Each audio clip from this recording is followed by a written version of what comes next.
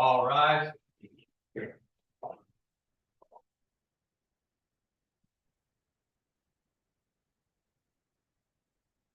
Court of Appeal and for the 6th District of the State of Florida is now in session. The Honorable Patrick E. Brownlee, Judge, presiding. All persons having business before the court draw near to the attention and will be heard. May God save the United States of America, the state of Florida, and the Honorable Court. Please be seated. Thank you, Marshall Crawford. Welcome everyone to an oral argument session of the 6th District Court of Appeal. You should all know that we are streaming live on YouTube this morning. My name is Petra Brownlee. I'll be the presiding judge today. With me is the Honorable Mary Alice Nardella, and we have the Honorable Roger Ganem as well. All right, we have 3 cases set for this morning's docket. I'll go ahead and call the first case now. That would be case number 23-1107, LCAP Diversified 75 Naples Estates et al. Versus Naples Estates Homeowners Association, Inc. Counsel, how much time would you like for rebuttal? 4 minutes, please. Okay. Thank you. Good morning, and your honors. May it please the court. I'm Tom Elliott here with co-counsel Alan Bobo. This case about attorney's fees. The plaintiff lost the underlying case.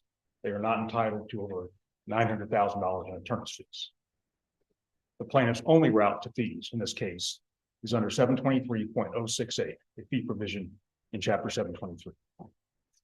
It provides that in any proceeding to enforce provisions of this chapter, the prevailing party is entitled to a reasonable attorney's fee. So you have to prevail, and it has to be proceeding pursuant to this chapter. Counsel, I think we're well aware of the facts in the underlying case, but what I had some confusion on, and I'll ask this of your colleague as well, is what is the provision being enforced when the mediation was requested? What is the provision under? Go ahead. It was a contract. No, I'm sorry, let me ask it again. What is the provision that was being enforced when they requested to mediate, when the homeowners association requested mediation? When you went to your first mediation? Okay. I believe it was a fight over rents, wasn't it? Yes, rent. The amount of rent. Didn't have anything to do with some statutory. It had nothing to do with any statutory obligation. It had nothing. Okay. No. But you did in both the 1992 and the 1996 mediation then address the first right of refusal, Yes. which is born of statute and then of contract. 2 different bases is my understanding in the Right. second amended complaint. Yes, and the trial court ruled against the plaintiff on the statutory basis. Why did he rule against them on count 2 and not count 1? Well, count 1 is the contractual basis. It was in both contracts.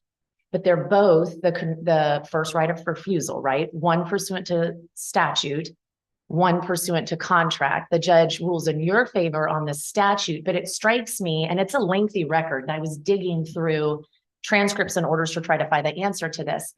But why did the trial judge find you had not violated the statute with regard to the first right of refusal, but you had with count 1? If indeed that was the finding, if there's a clarification needed. No, he ruled against the plaintiff on the statutory, and quite frankly, Your Honor, since that hasn't been brought up as a basis to justify it, I really didn't pay much attention to it. I'm sure Mr. Bobo could probably fill me in on what the specific reason was under the statute, but the statute is out of the picture as far as the right of first refusal goes. Under count 1, weren't there also pleaded claims regarding the statute? So there's the first right of refusal under the contract, but peppered throughout count 1, and even that obligation of good faith and fair dealing, which would be an independent right to fees, right? The statutory language is throughout count 1 as well, right? They may have pled the statute, but it's not what they prevailed on. Okay. The statutory scheme, if you will, is very clear that when you go to enforce, and look back then, I'll come back to this. When you go to enforce 723.038 for mediation, because this was a the first agreement was a mediated agreement in 1992. The second one was not. Second was in fact, it recites a mediation broke down, and then they have the agreement. It does incorporate the right from the first one for the right of first refusal. That's in the 92 and the 96. So even if you were to say, well, somehow that got into the mediation under Chapter 723, that's not a right to a fee.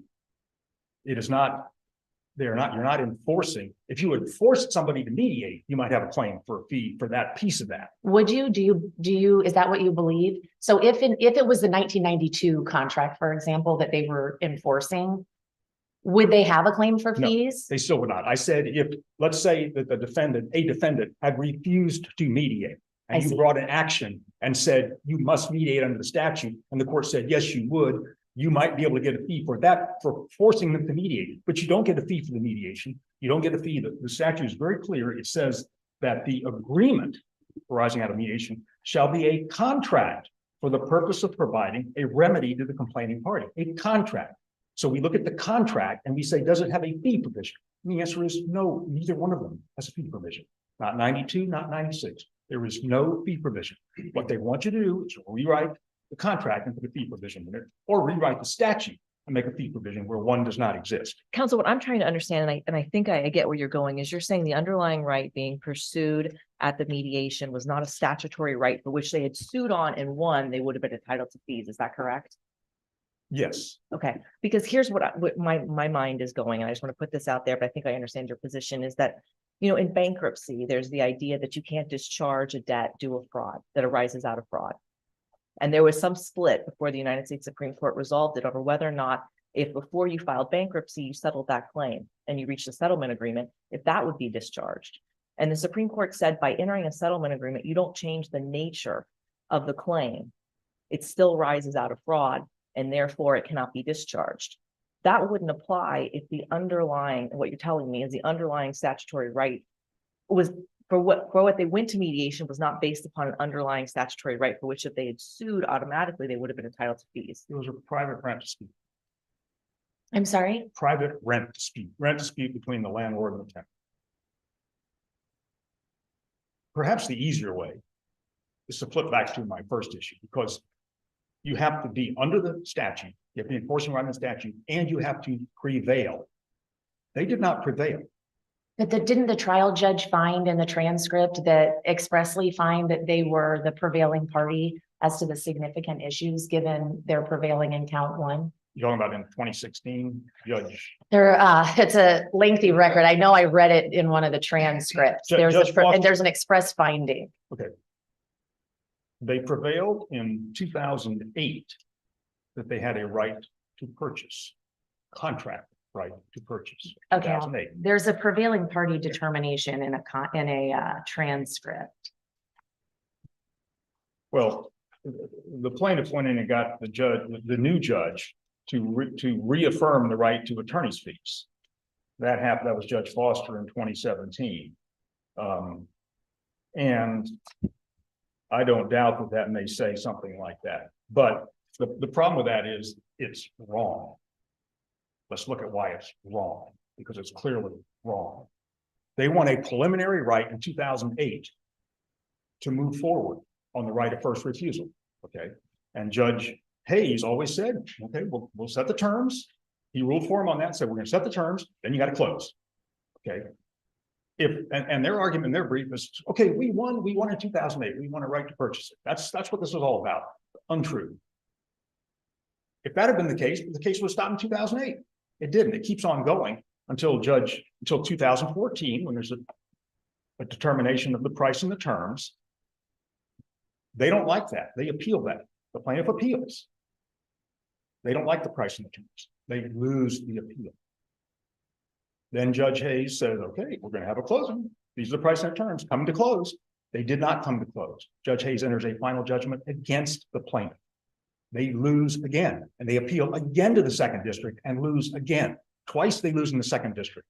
Counsel, let me ask you, wasn't there a point in time at which the association had obtained a judgment giving them the option to buy the property on some set of terms, whether they liked them or not? They did at a point in time obtain that, correct?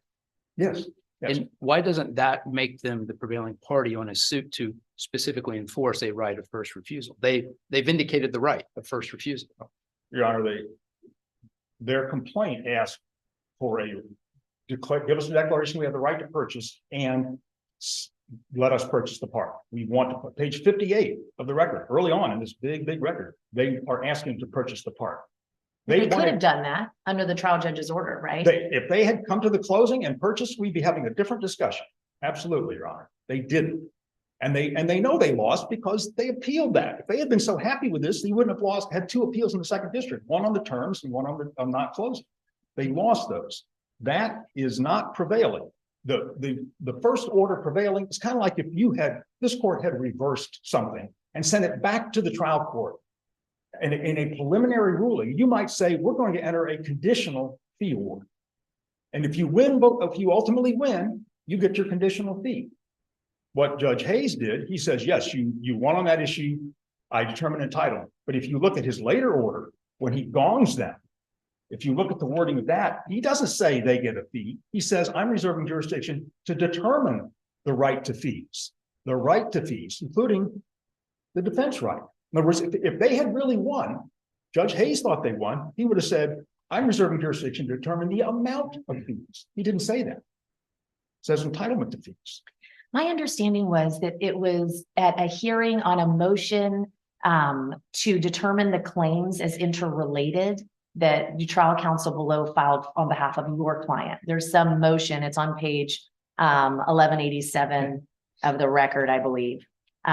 So you'll have an opportunity to look at that too. But my understanding is there was a motion to treat the claims as interrelated, which was denied. And in that one, the trial court found expressly the plaintiff was the prevailing party on count one and then denied the motion to determine the claims are interrelated.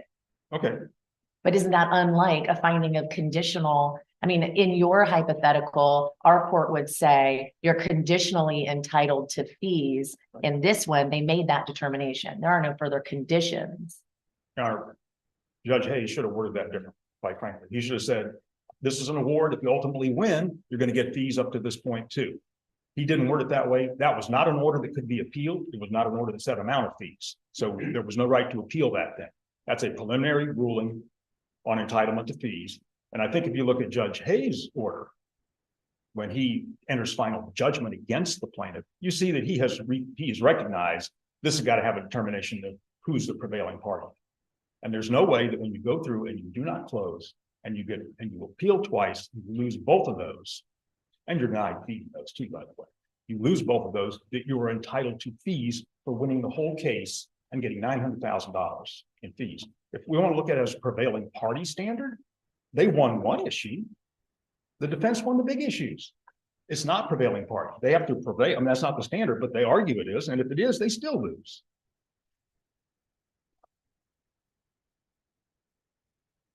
Any other questions? Counsel, did you move for fee, your client rather, ever move for fees on count one, maybe in an answer to the second amended complaint? I think there was a request for fees. Is it a broad request for fees or is it pointed, like count one, count two? Oh, it wouldn't have been on the count they didn't win on. No. Sorry, I mean, in an answer, the answer in affirmative defenses, then I think there was a counterclaim to the second amended complaint. Did your client ask for fees under count one? And if so, what was the basis for that? Okay, we asked for fees under the statutory count.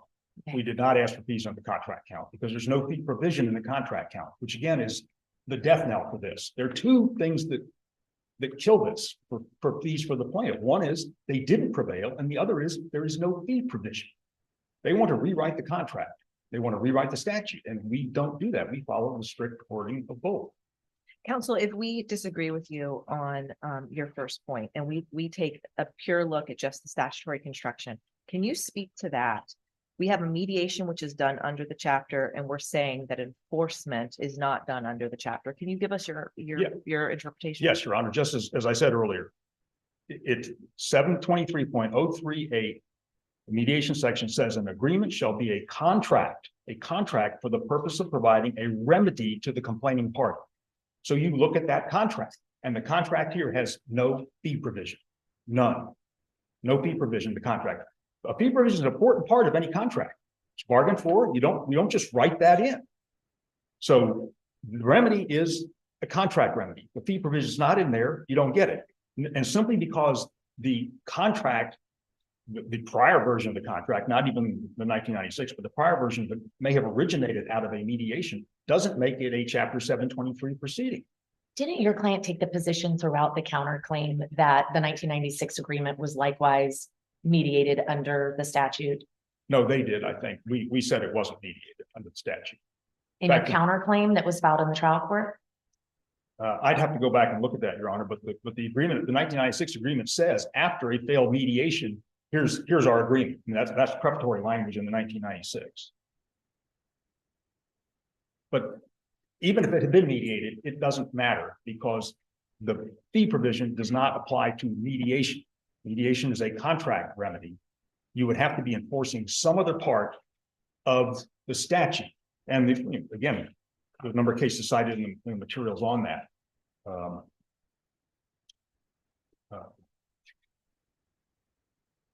Counsel, do you have any authority that you could point us to on why the fee provision says enforce provisions of this chapter and the mediation was done under the chapter? I understand, I completely understand your argument that it was converted to a contractual remedy and the contract doesn't have it. But do you have any cases or authority where you could point us to where the mediation is required to be done? Right? And we're enforcing a mediation agreement and my statutory entitlement to fees says enforce provisions of this chapter. I don't think it's a case directly on point, Your Honor, but the T&W developers case reversed as a fee to the park owner because it says that went in action under 723 and we have strict construction of the statute. So again, we look at all these things together. There is no fee provision under the more specific mediation section of the statute. You are not, just because you mediate, you are not enforcing a provision. Unless there are any further questions, we'd ask the court to reverse the fee judgment here. I would point out the defense is not asking for a fee. We want this to be over. Thank you.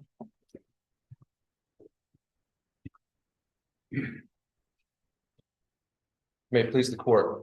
My name is AJ Stan, and with me today is Amit Kozan, my co-counsel, and we represent the Naples Estates Homeowners Association. Before I proceed, I want to go right to one point. The park owner did ask for attorney's fees in its counterclaim. It's cited at the record on appeal at pages 106 through 108.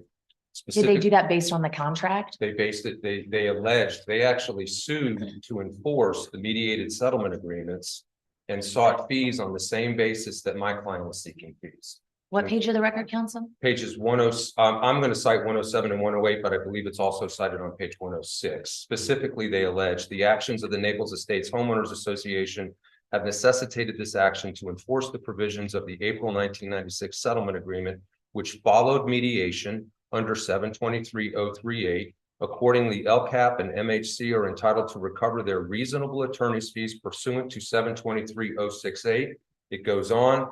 This is an action pursuant to 723-038 subsection 6, which is exactly the section that my client filed this action to enforce the mediated settlement agreement. And it goes on to enforce mediation settlement agreements. Counsel, what effect does your opponent's pleading a right to fees have on our review, in this case, of the trial court's decision to award new fees? Your Honor, I think it has value from the standpoint of saying that the parties recognized in their review of Chapter 723, specifically 723-037, 723-038, and 723-068, which awards attorney's fees, that is a valid argument and a basis for obtaining attorney's fees for a mediated settlement. Counsel, how does 723-037, which I think is what was pled as the basis for fees throughout the second amended complaint, if I'm not mistaken, but when I went to that statutory provision, I did not see a basis for fees there. Are you saying, can you connect those dots for me? Yes, ma'am, I sure can. So you have to read the statutes together. 723-037 speaks to an informal dispute resolution process. It's kind of complex, in which a homeowners association committee sits down with a park owner. It recognizes the possibility of two informal meetings, and then the possibility of having a mediation. And it expressly provides that if any party refuses to mediate, that party is not entitled to attorney's fees. So number one, to answer your question, that specifically recognizes that there is a right to attorney's fees, which then when you turn to 723-038, which is the provision that allows you to file a lawsuit to enforce a mediated settlement. Let me ask you, I'm sorry. let me just ask you about that statute. If we understand that after a mediation, you have a written agreement from the parties. And even if they went to mediation under the mobile home statute, do the parties need 723-0386 to allow them to go file a suit on that mediated settlement agreement, or would they already have that right? They certainly, I think as lawyers, we would have to admit that a mediated settlement agreement would be enforceable in a court of law. And I myself have asked, why did the legislature actually create a provision that specifically authorizes the enforcement of a provision? And I think what that does is it stresses the value that the legislature put on the mediation process. Recognize these mobile home parks, if you look at what the spirit and intent was of Chapter 723 to balance the unequal bargaining power between the parties, it was to award an association a right to be able to not only go through the mediation, but if it actually goes through the process and reaches an agreement, that they can enforce that agreement. And I don't know why they said something obvious that you can enforce a mediated settlement agreement, but the fact remains that we are actually using that statute. In other words, we are actually enforcing a provision under Chapter 723 and are thereby entitled to attorney's fees under Section 723-068, which states if you're enforcing a provision, you're entitled to attorney's fees. Maybe the context helps. The preceding sentence or the first sentence of 723-0386 says no resolution arising from a mediation proceeding as provided for in 723-037 or this section shall be deemed final agency action. Then it says any party, however, may initiate an action on the contract. Right. Now, in context, isn't this just simply telling us that a mediated settlement agreement leaves the division out of it? It doesn't have anything to do with us. It's not final agency action. But you can go pursue your contract remedy, and any court that looks at this should say this isn't statutory, it's just on the contract.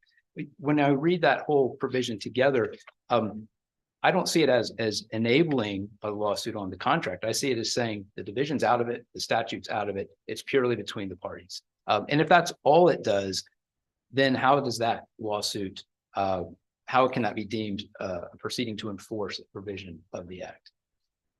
I recognize your argument, your point, Your Honor, but all I can tell you is that if we are, you turn to the T&W Salmonson case, really it's the only decision that gives us any direction as to how you might answer the question of actually enforcing a provision.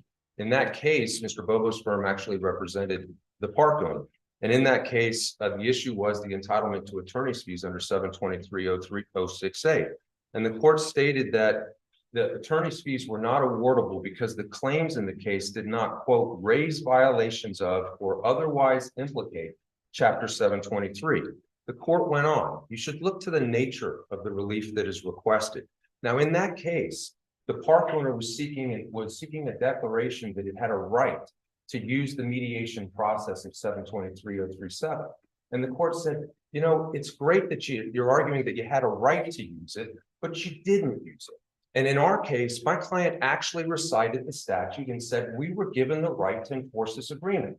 I recognize that it may be an obvious statement that we have a right to recognize a mediated settlement agreement, but the fact remains that that's what that statute says, and we have to read it with its plain meaning.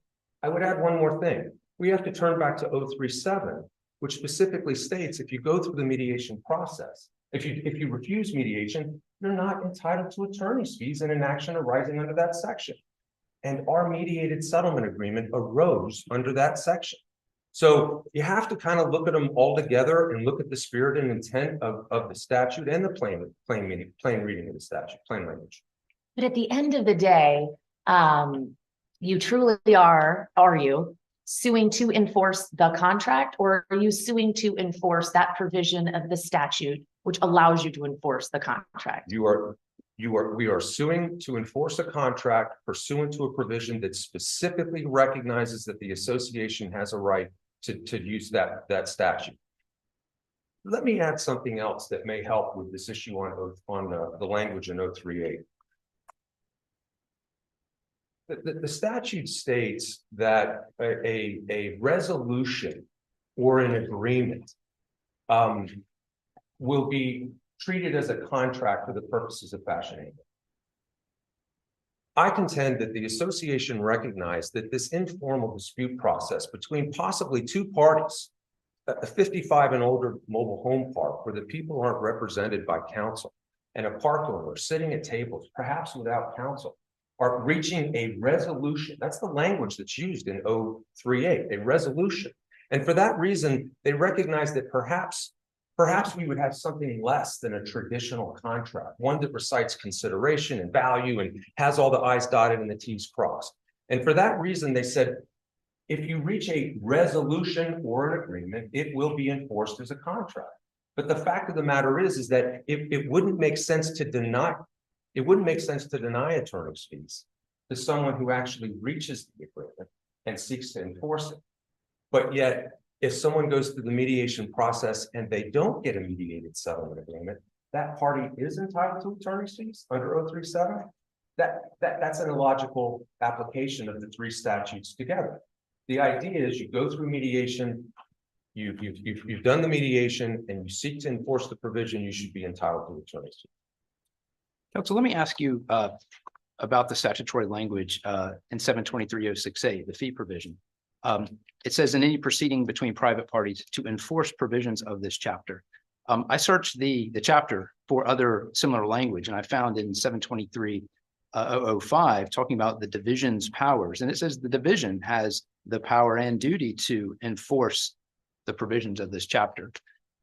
Could the division have enforced the mediated settlement agreement between the association and the property owner? In other words, if the association was dissatisfied with their response from the owner, could they have gone to the division and say, please enforce our mediated settlement agreement that we have with the property owner? No, I think that the purpose of that language is that the division has a right to enforce certain provisions through its administrative capacity, but it doesn't necessarily, that would be to fine the park owner or make sure that they're compliant with their prospectus filings.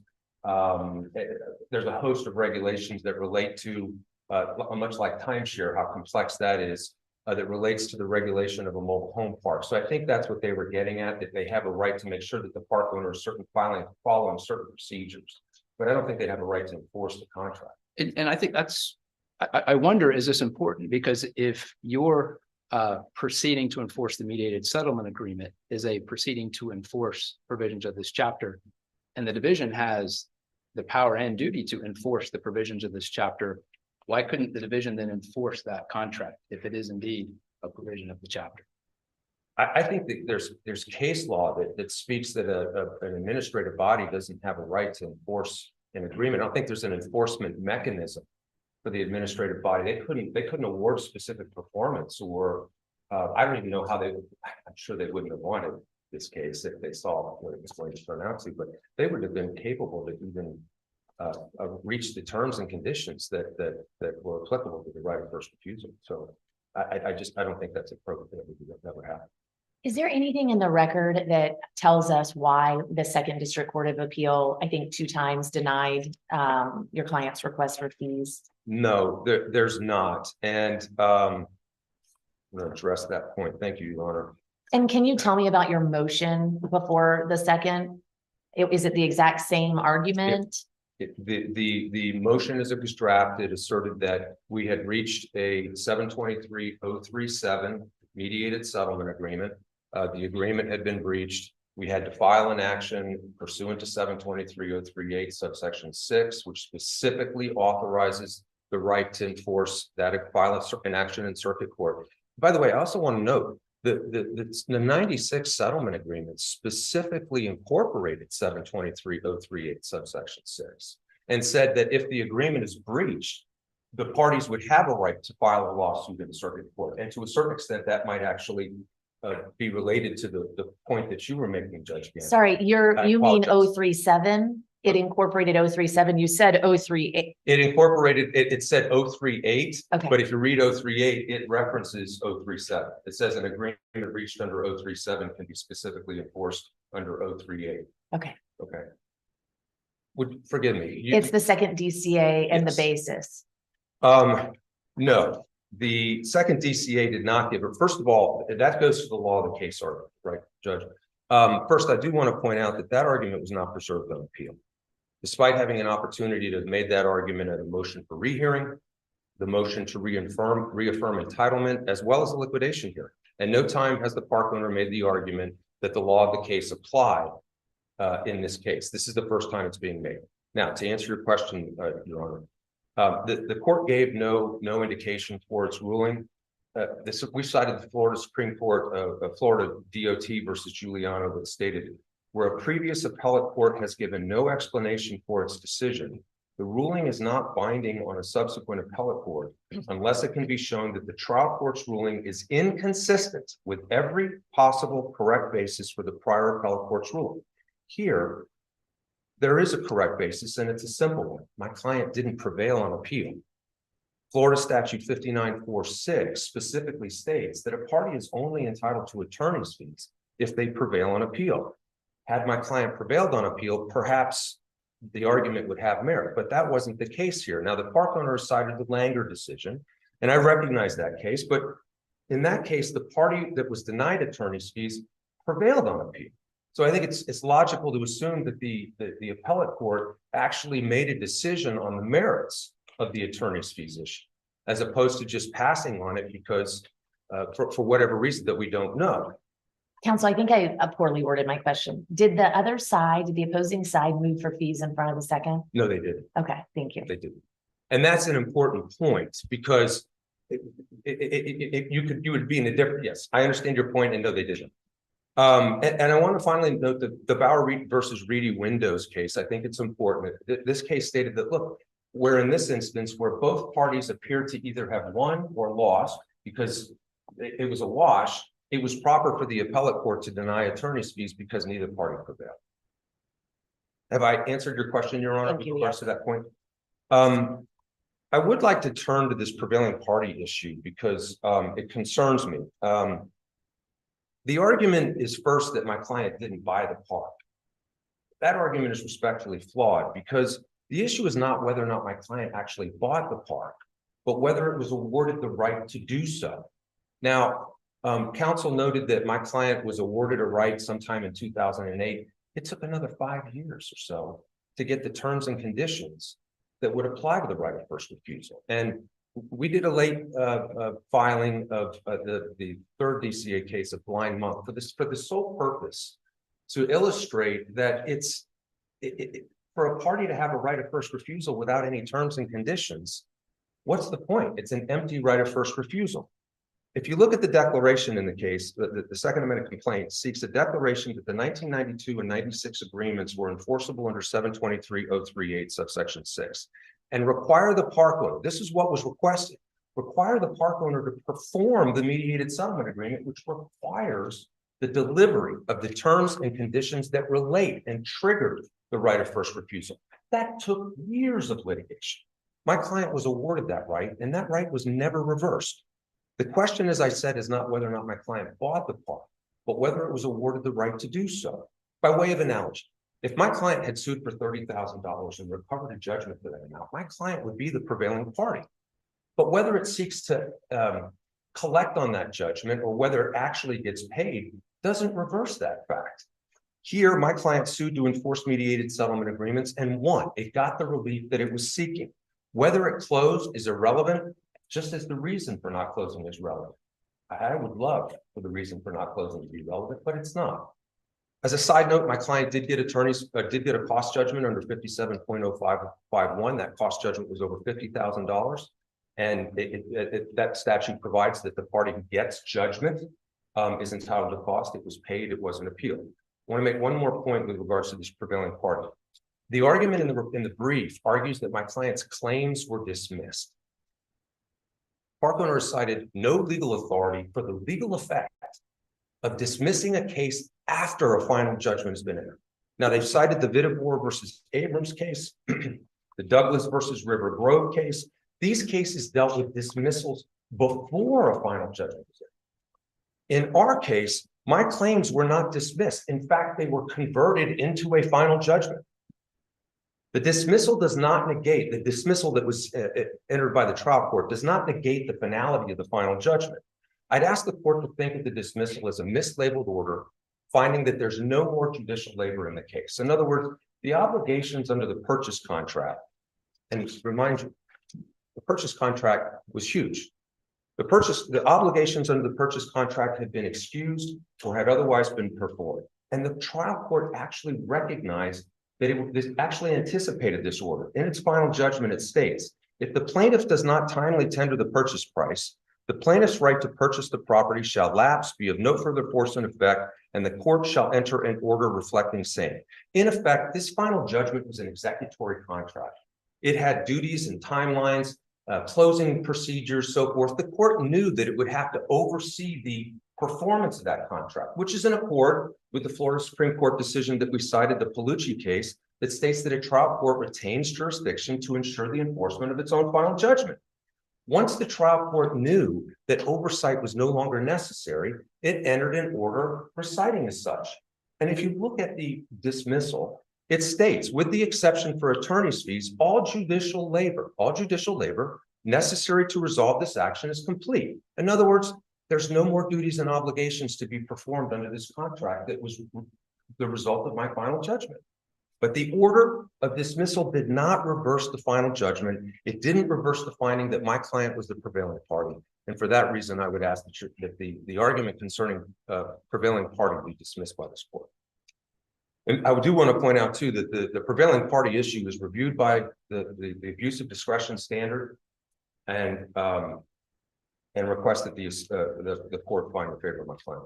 Counsel, before you leave us today, I want to ask you the same question I Yes, asked ma'am. your colleague. When you entered the first mediation in 92, was there any statutory provision you were seeking to enforce when you asked for mediation?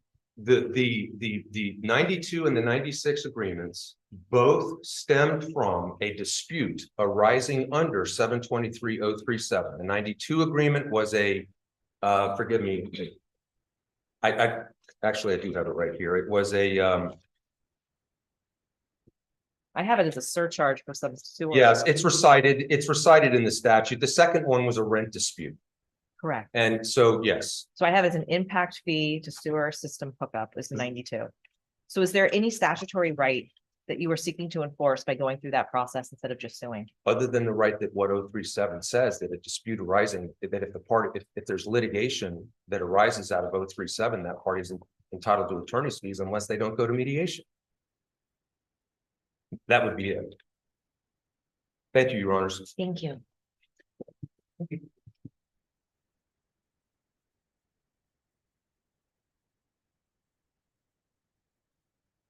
Ruling for the plaintiff here will mean that all mediation agreements carry prevailing party fees.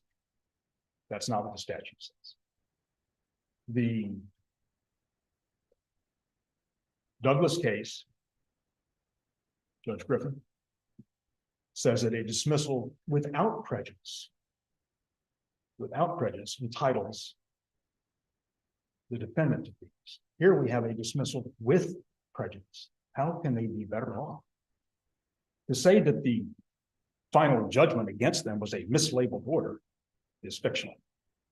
They appealed that judgment and they lost. They appealed the judgment before that on their term, setting the terms. And to answer your question, Judge, there was a request for fees by them there. There was a cross appeal by the park, because the park owner didn't like the terms either. So they cross appeal.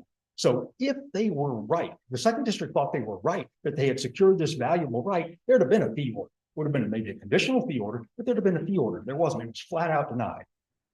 Can I take you, counsel, to the substantive basis for fees? And the opposing side has stated that it is obviously pursuant to 723 is their position. Yeah. But when I look at the second amended complaint in paragraph 9, and this is under count 1, the enforcement of the written mediation settlement agreement.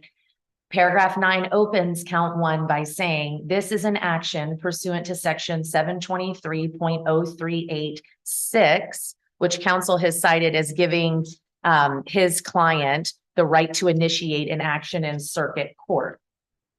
So but it's your position they're not moving under that section, or that section doesn't matter?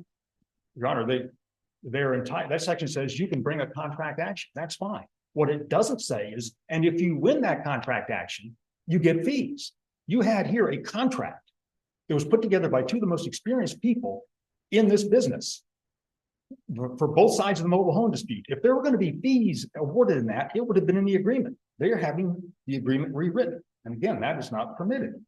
The fact that the prior counsel, before Mr. Bobo was in the case, may have pled for fees is irrelevant, as noted in the questioning, because that was withdrawn. And then it was not a claim on which they ever prevailed. So making a claim you don't prevail on is not any kind of bar on it. There is nothing in 37 or 38 that provides for a fee. That provides you don't get a fee if you don't comply, but there's nothing that entitles them to a fee. That is a separate section, and it is limited. And it is not limited to every mediated agreement that doesn't have a fee provision. That would be completely turning the things upside down. The blind monk case says you had a right to get a fee. Excuse me, you had a right to proceed on this. That's essentially what they accomplished in the 2008 ruling. That they just stopped then and said, that's all we wanted, give us our fees. They might have had a point. Except that they weren't under the statute. They might have had a point that they prevailed, but they weren't under the statute, so they still wouldn't have got a fee. They went forward for many more years until the judge rules against them, sets the terms, and they don't like, they appeal, and rules against them on final judgment, and they appeal and they lose that. There's simply no way they're the prevailing party, and there's no way they're entitled to a fee. If there are any questions, I'm try to answer. Again, we'd ask that you reverse this fee judgment. Thank you. Thank you, counsel.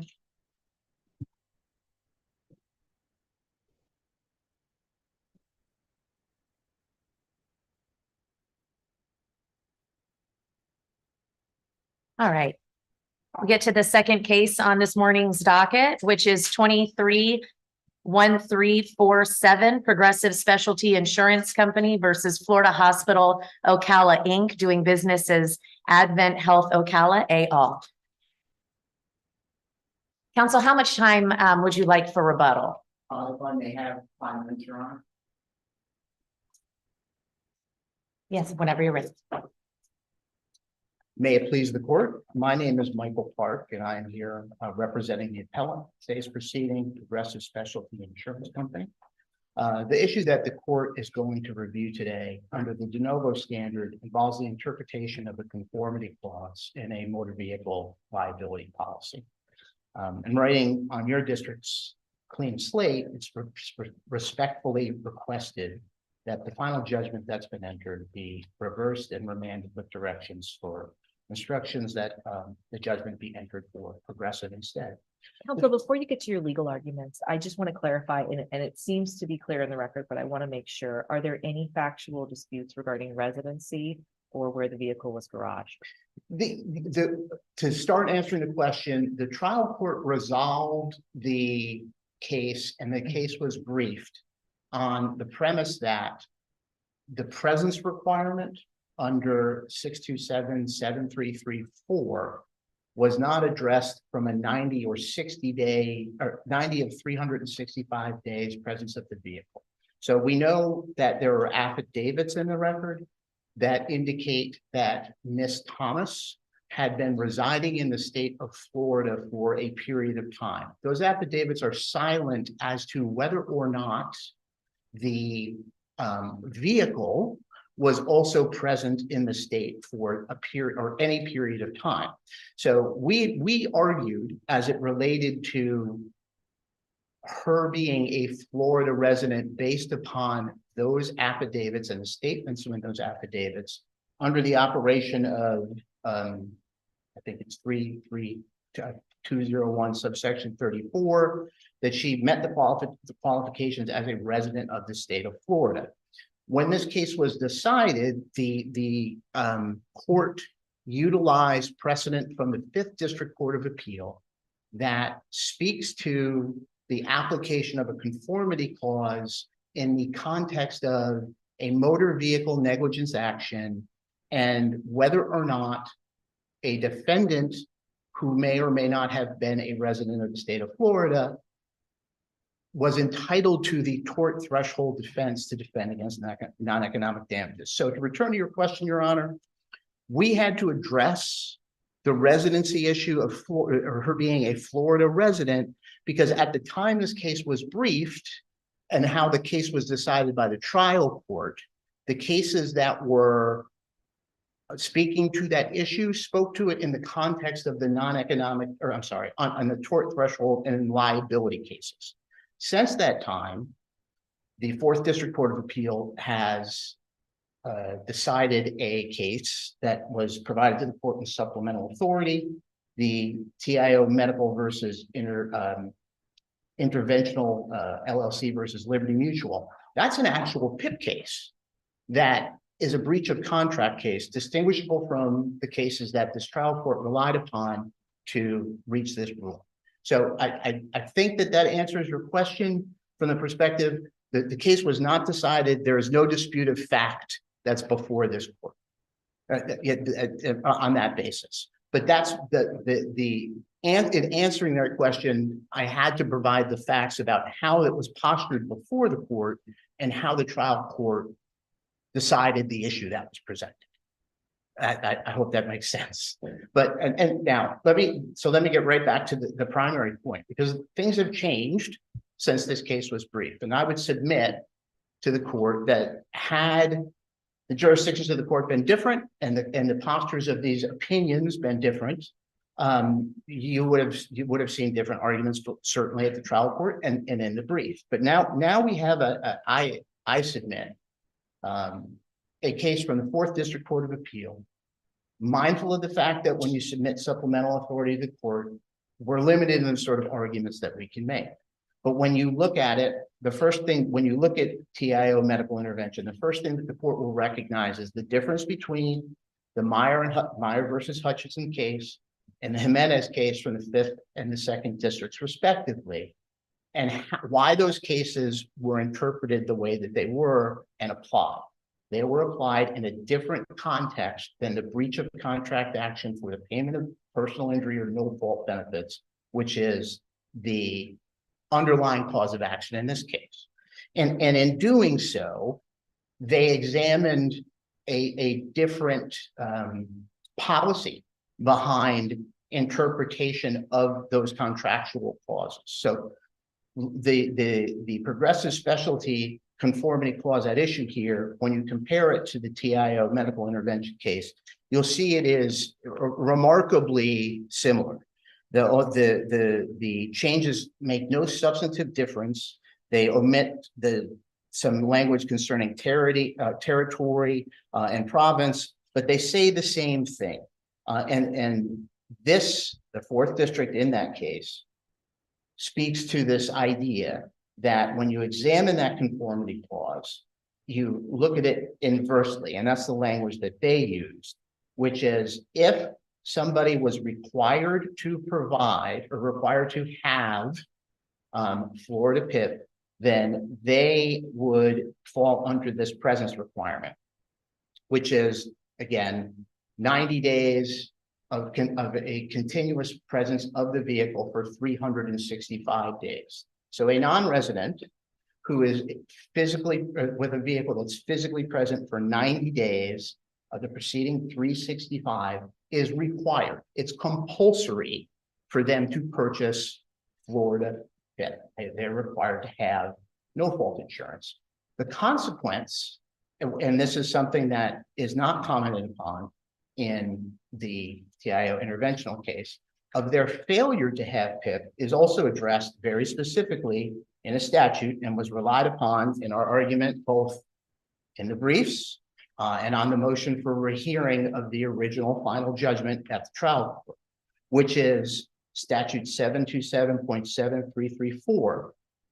If you are required to have PIP as a compulsory coverage, regardless of it's under the resident or under the owner and registration requirement, under subsection 1A, or under the presence requirement under subsection 2, the consequence of that failure is you are deemed to have no immunity from or no ability to claim the tort threshold defense. So no immunity for defending non-economic damages here because there's no PIP. And it says quite clearly, you shall be personally liable for the payment of benefits under 627736. Cited a number of cases in the initial brief that shows that that's the consequence.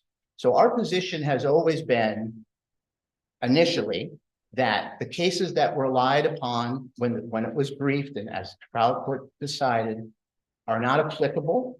That we argued that the language based upon the affidavits itself showed in terms of her being somebody who was in the state of Florida, independent of where her vehicle was, she was required to have PIP.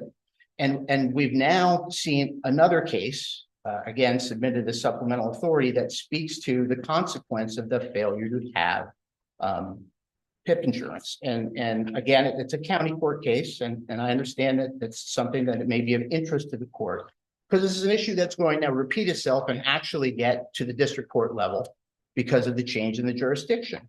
Counsel, before we yes. get into that case, I want to just get clarity on something. If suppose we accept that the car was in Florida for 90 days out of the preceding 365, which triggers this obligation on the part of Ms. Thomas to obtain PIP insurance.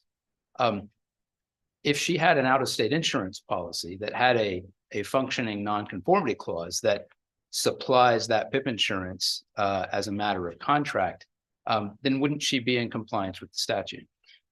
She would be, there's a two-step analysis that goes to answer your question.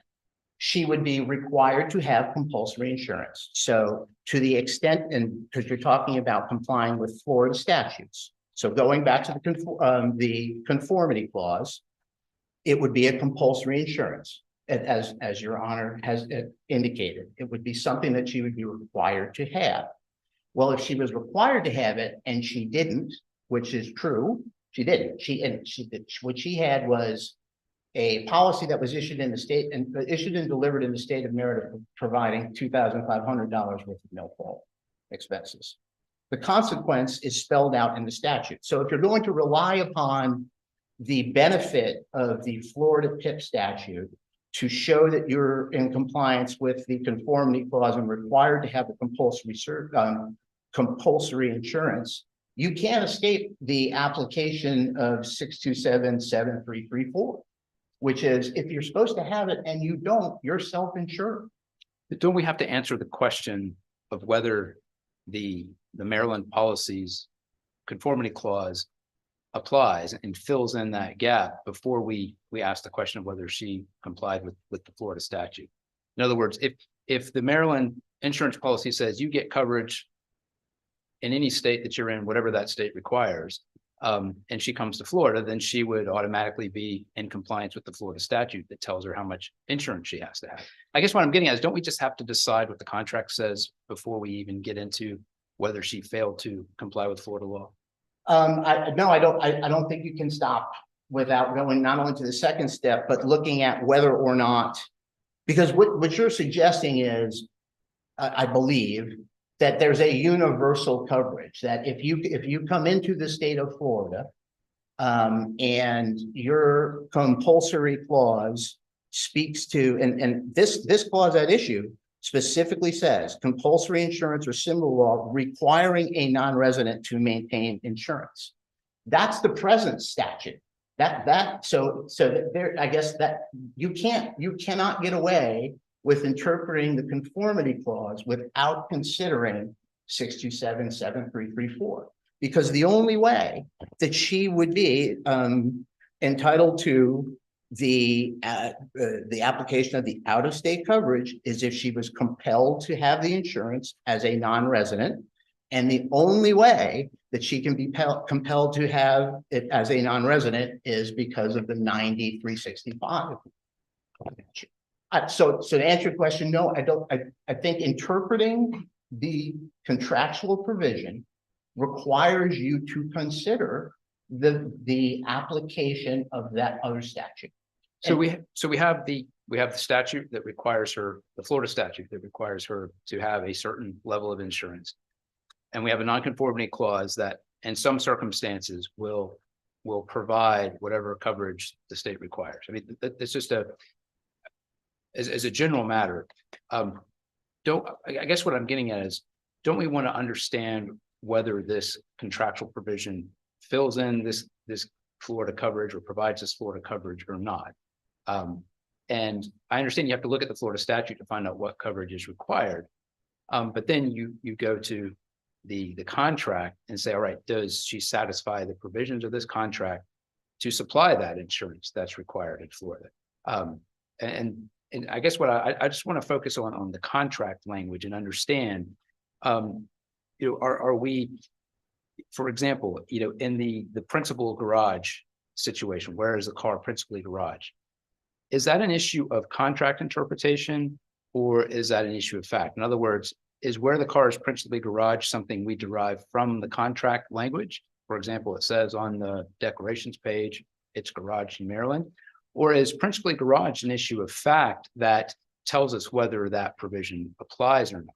In other words, regardless of what it says on the face of the contract, we really need to know where the car is principally garage. Which question are we answering? Well, I think and again, this is in the initial brief, we argued that in looking at the term of principally garaged, you would go to the garaging, and this was again, originally postured as we were asking the court initially to apply Maryland under a lex loci contractus analysis, and that was denied. We have the argument that when you look at the issue of whether it was principally garage, that the interpretation of it, where the only use of the term is on the declaration page, the car was principally garage in Maryland. So, that it is difficult to avoid the idea that the contract says what it says, but and meaning that it's principally garage in Maryland, because that's not how the trial court decided the case. The trial court decided the case based upon the application of the interpretation of Meyer and Jimenez as it relates to the placement of the conformity clause in the policy in the threshold. Right. So, So, yeah, and, let's assume that I think that those other cases, language is too different for them to apply here. I just want to, how do we construe the language of this policy? And what I'm trying to figure out is when we look at principally garage, do we need to know where it's principally garage as a matter of fact? Or is that just purely a matter, as I believe your opponent says, of contract interpretation? Well, it just means Maryland because that's what it says on the first page. I don't. I think that's the preamble to if a covered auto is principally garage. I don't think that is the determinative language of the issue.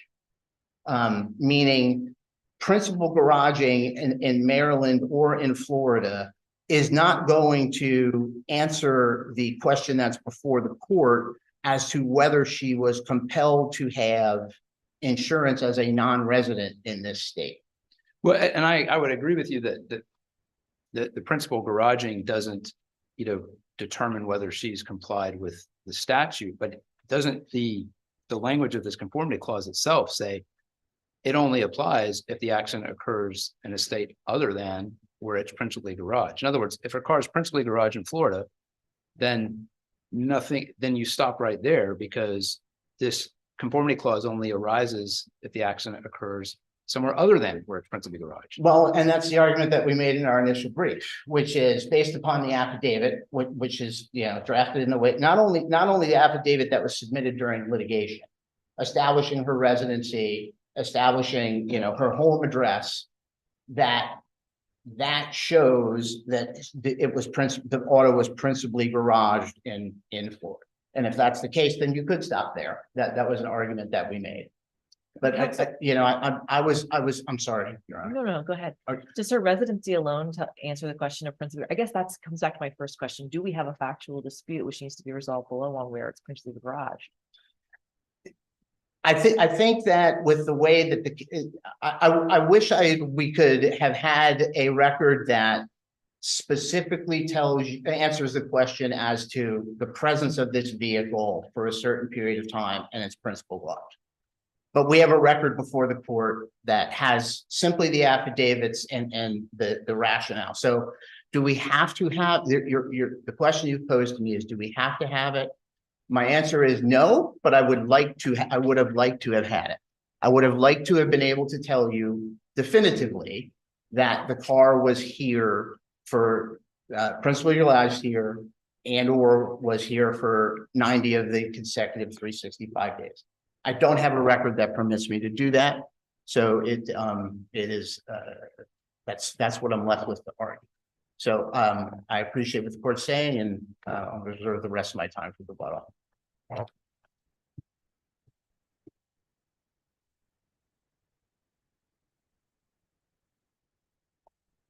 Good morning, may it please the court. My name is Chad Barr. I have the pleasure of representing Florida Hospital this morning. I want to just start out by answering a couple of questions. Judge Nordell, I don't think the facts are really in dispute. I think the court interpreted the conformity clause based I'm on. so sorry, counsel. Did you say you don't or you do? I don't think that the facts are in dispute. I think that the issue and before this court can be decided based on an analysis of what the conformity clause says. And whether it applies to this case in the sense of, is it limited to liability coverage only? And I think that's the primary issue that's before the court. Judge Gannon, I want to answer your question. If you find that the conformity clause applies, the analysis is done, because we don't dispute that Ms. Thomas was required to have PIP pursuant to the non-resident statute. Doesn't say she has to have a separate policy, a Florida policy, anything. She just has to have $10,000 of the PIP. And our position is, if you agree with the trial court's interpretation of the conformity clause, then there's no further analysis as to whether she complied with the statute, because clearly she did, because she would have $10,000 of the PIP in that Maryland policy. So, and further kind of pushing the issue that the facts aren't really in dispute, Progressive knew when the claim was first submitted that Ms. Thomas had an address in Florida. They didn't rescind the policy. They didn't deny coverage. They had the rights to do all those things. They chose to process and adjust and pay the claim pursuant to the Maryland policy, which was treating her as a non-resident with her principal garaging address in Maryland. So there's really nothing that they did to indicate that they took issue with whether or not she was a non-resident and whether her car was principally garaged in Maryland. So the facts really aren't the issue here.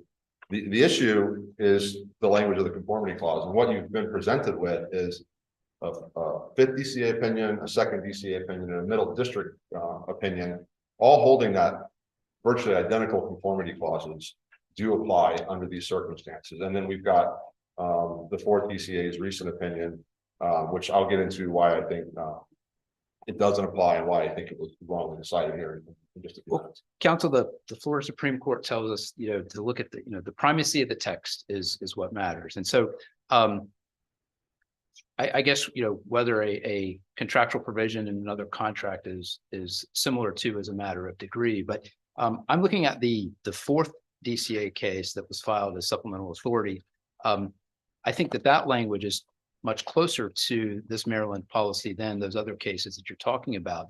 And in that fourth DCA case, it made a point that I don't think anyone has argued here, and I want to get your take on it, is that when we look at in the nonconformity clause, or in the conformity clause, excuse me, after the initial paragraph that talks about principal garaging, it gets into the two numbered sections. The first one has to do with financial responsibility or similar law requiring limits of liability. Now, that's not an issue here because we're talking about personal injury protection, correct? So the second numbered item says a compulsory insurance or similar law requiring a non-resident to maintain insurance whenever the non-resident uses an auto in that state.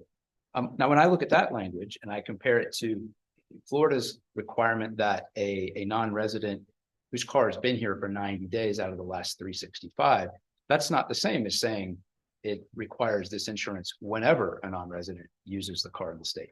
Do you agree with that? I think that the fourth DCA, so the issue came down to, in the second and fifth, the wording was subject to, all right, and in the fourth, the language was whenever. And so yes, our language more closely resembles the language of the fourth DCA. I will admit that. But the question is there really a distinction between those phrases subject to and whenever? And our position is there is no difference in the phraseology, if you will. we have to keep in mind that subject to the compulsory and financial responsibilities of the laws of the state of Florida as a non-resident, then you are subject to the compulsory and financial responsibilities of the state of Florida whenever you drive.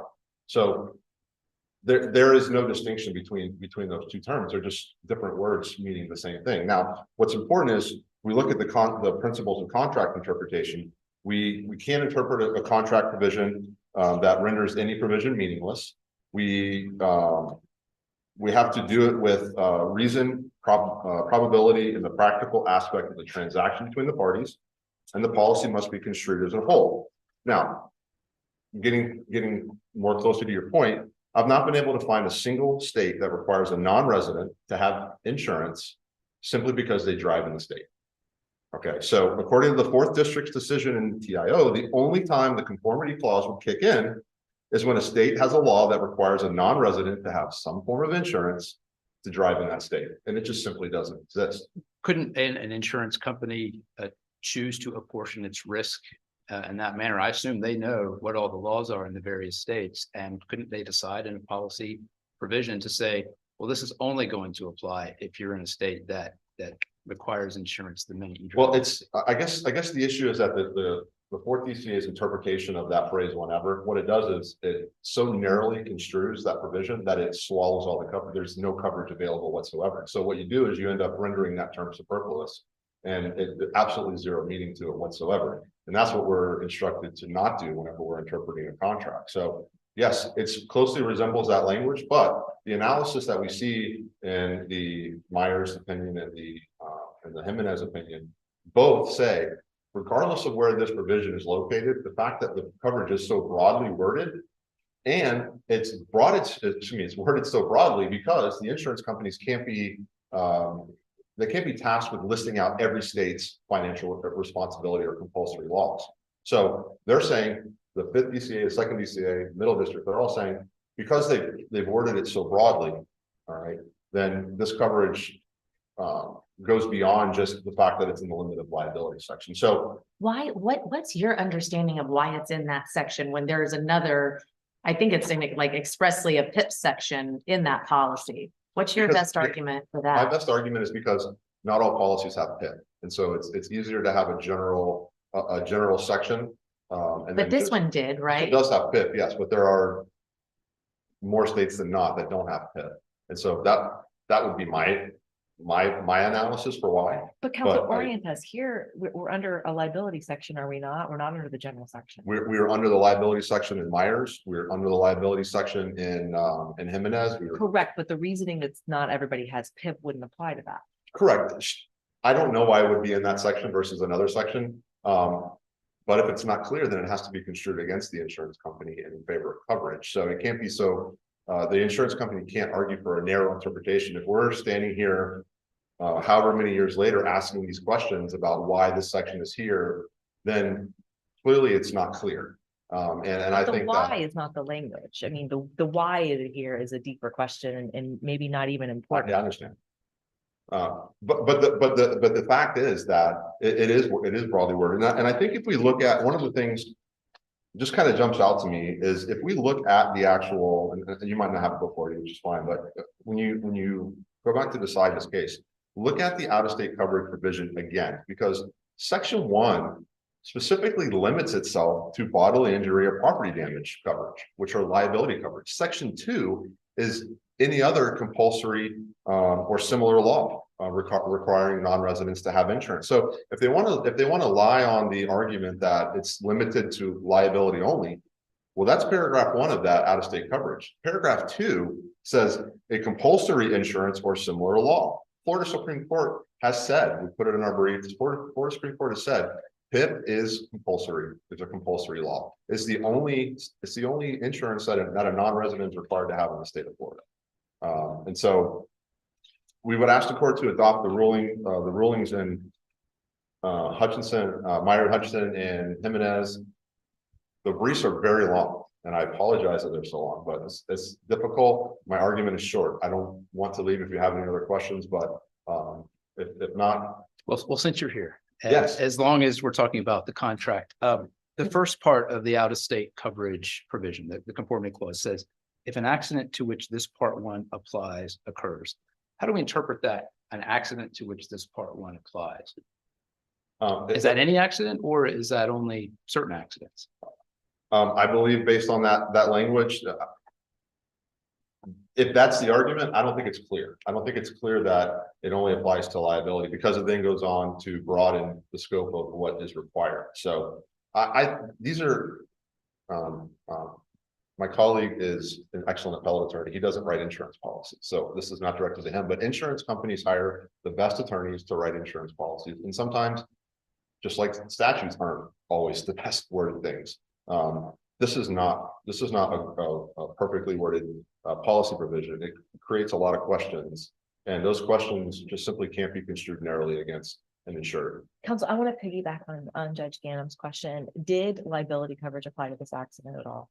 I don't remember what she hit, if she hit a car or a tree. I don't recall. I don't. I'm not sure it's in the record. Okay. Yeah, the accident report is in the record, but I don't recall if whether. If part one applied at all. Yeah, I don't recall. Anyway, I appreciate your time. I'll tender the rest of my time back to the court. We would ask the court to affirm the final judgment. Thank you. Thank you. Thank you, Your Honors. I will try to use my 2 minutes wisely. To answer your questions about the use of the phrase part one and the idea that it should only apply to the bodily injury section of the policy argument that we made, argument that we had to rely upon in the briefs on a case from Minnesota State Farm Mutual Automobile versus Tennessee Farmers, which goes through the analysis that the court is suggesting here, and found the placement of the conformity clause supports the conclusion that it applies only to the liability portion of the policy, and that the use of the term liability applies to property damage, financial responsibility laws, and other compulsory insurance. That's what we had when we briefed this case. So part one, we've always taken the position that it should always be interpreted only to liability.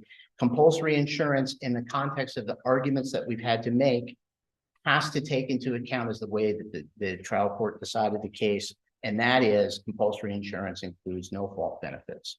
So that brings us to the back to the PIO interventional medicine case, where they specifically examine the facts about the compulsory being dependent upon the presence requirement. If that's the case, then if you don't have that, if you have not complied, you're not entitled to, on the one hand, be deemed to have this insurance that you didn't bargain and pay for, but then violate the statute by not acquiring Florida no fault when you should have. That can't be an equitable result in a case like this, and that's examined in the county court order where that particular judge.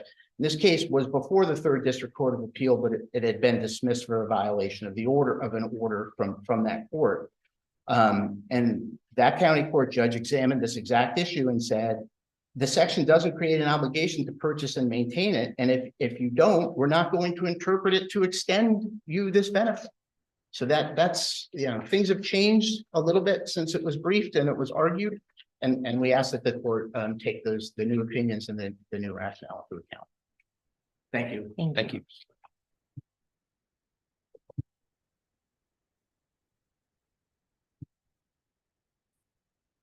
Okay, thank you, counsel. We'll now call our third and final case, which is case number 23-562, Marianne Calvarisi and Robert Calvarisi versus Robert Statfield, MD, et al.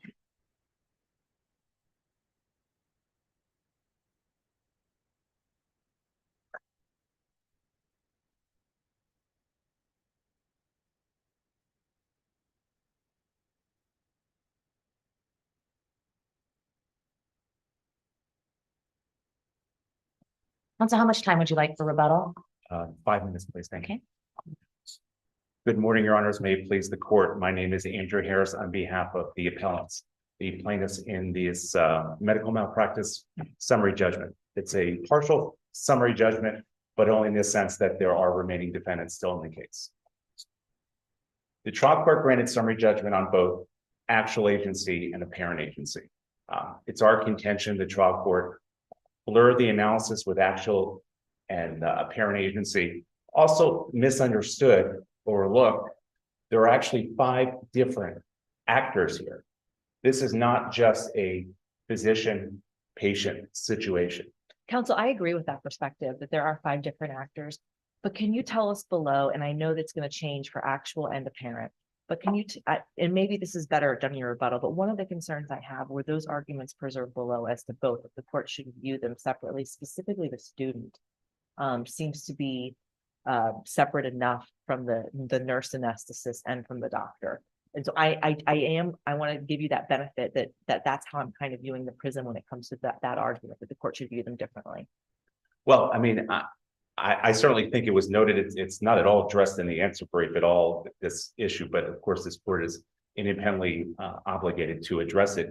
But the arguments are clearly made, the differences regarding that consent form and the different relationship that the hospital had with the outside college, Wolford College, where you have a student. And if I could just also, I think the distinction was made sufficiently. I mean, I would ask this court to reverse, even if we were just looking at the anesthesiologist patient, of course. Certainly. But there are 5 different roles here. We have the anesthesiologist, we have the student, we have the certified nurse, but we also have the anesthesiologist and the supervising registered nurse when they're supervising the student.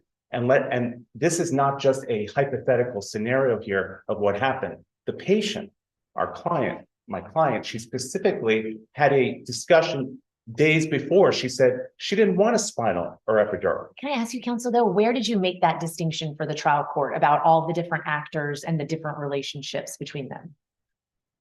I will look at the response to summary judgment, and I will, in terms of whether the distinction was made specifically, I will review that. I guess that's the advantage of rebuttal. I appreciate that. Just to touch up on that. And counsel, if I can add one thing to that, when you go back and review, how do we review actual agency as the student? Because I don't think we have in the record the agreement with Wolford. Well, again, this is a summary judgment, right? It's their burden to have established that there was no actual agency as a matter of law. What we have are the facts that the agreement, there was a requirement by the hospital to supervise. They took responsibility for the supervision of the students who were performing medical care there. We know that's a record fact. Well, counsel, but how do we know the contours of that? In other words, without the agreement in front of us, yet maybe it was true that the hospital, apportioned to themselves responsibility for that student as between the hospital and Wolford. But did that create, without the agreement in front of us, how do we know whether the hospital couldn't turn around and then delegate that responsibility to its independent contractors, such as the anesthesiologist? Well, certainly that's only one factor, but it's a significant factor. What we also know is that the hospital had in place a rule that an anesthesiologist, this is an exclusive contract, by the way, this is the only entity providing it, that they had to supervise at all times the student performing the services, and that if a patient didn't want the student, this is a hospital policy. The hospital required the anesthesiologist team, the phrase they use, the anesthesiologist team, the anesthesiologist to follow the patient. So these are elements of the right of control sufficient to create a genuine issue of material fact if we just focus in on the student. I do want to focus on where the trial court focused, which is the consent form. Counsel, before you get there, can I break your stride? Of course. I have one more concern. When I read the trial court's order, I have a question in my mind as to whether or not the trial court made an independent ruling that stands on its own, that by signing that consent form, your client released the hospital from any and all liability, which in my mind would mean, even if we find that all of these actors are agents, that she released them. Is that what is that what the trial court said in their order? You may be referring to paragraph 10, because I noticed the language where the statement is there, that these forms are extremely clear that the anesthesiologist, she doesn't distinguish between the non, but that the anesthesiologists are not employees of NCH. They clearly release NCH from any and all liability. If that is the sentence, that clearly is, that is not a position that they took, that the hospital was released from any liability for its employees or for its agents. But so I would say, to the extent the court expanded. That's not Do a you read theory. it that way? So that would be a due process argument, right? I didn't see it in their affirmative defenses, but should we read the trial court order that way as making an independent finding of release? I mean, that's the statement in the order that the hospital is released from any and all liability as a matter of law. I mean, my focus, I think, where the trial court's order was focused in full, and where their argument was focused in on, was the consent form, and that which again, it's the focus. The anesthesiologists are not employees of NCH. That in of itself, and the court focused on the consent forms. The consent forms, I've read these consent forms. I mean, many times. I know this court has it. I don't understand, with all respect to the trial court, how these forms could be interpreted to be extremely clear as to anybody. I talk about the 5 roles, but there's no mention of the students here. There's no mention of the technician, of the certified, the CRNA here. The only reference, the phrase is allied health professionals. There's no definition of allied health professionals. Is there anything in this record that tells us what allied health professionals are, who allied health professionals are? Well, the corporate representative I don't know if it was his or her, the corporate representative in their deposition said, well, I think that the phrase is supposed to include students and nurses, but then the follow-up question, do you see anything there? No, and commendably answer the question, no, there's nothing here. Would it be fair to say that someone reading this, the patient, wouldn't understand that, conceded, made that concession? And so the record evidence, if anything, shows that it was highly equivocal, highly ambiguous. Their answer brief, they only cited the first 2 sentences of that. I quoted it all. I know you all have it here. Counsel, let me ask you though, is allied health professionals, it's not defined in the release, we understand that. Is that a term of art in the hospital or healthcare field? I don't see anything in the record that showed it, but here's what I would say. If there had been evidence to that effect, that would be a genuine issue of material fact when we look at the form here. Because this form, why didn't they just say this applies? The trial court relied on the case from the 2nd District, the Godwin decision, which they have abandoned any reliance on. They don't address it in their answer brief. But if you look at that form there, it only addressed the position, but it's very clear. It uses other phrases. The surgeons, the residents, the technical assistants, they know how, hospitals know how to draft these agreements if they want it clearly and unequivocally. I know the prior argument, mentioned very smart people draft. Sometimes what they may have intended doesn't play out. They may have intended, it's not here in the form. And that goes, that absolutely goes to the apparent agency issue front and center. If allied health professional is not a term of art, then aren't we required to give it just its plain and ordinary meaning? I mean, I say as a nurse, for example, a health professional. Well, first of all, I would disagree. There's above they have residents and nurses, paragraphs above, right? So if it is intended to mean students, if anything, an allied health professional wouldn't include a student because they know how to use the phrase up above. In terms of, they're very clear. They name physicians, anesthesiologists, pathologists, radiologists, and hospitalists, practicing. Why all these specific terms? And then we use the phrase allied health professionals. We're of course on a summary judgment to deprive a party of their, is that not, if this is not an ambiguous agreement, I don't know what could be. Do you think it's also ambiguous as to the anesthesiologist with regard to the consent form? Like what I believe you're looking at right there.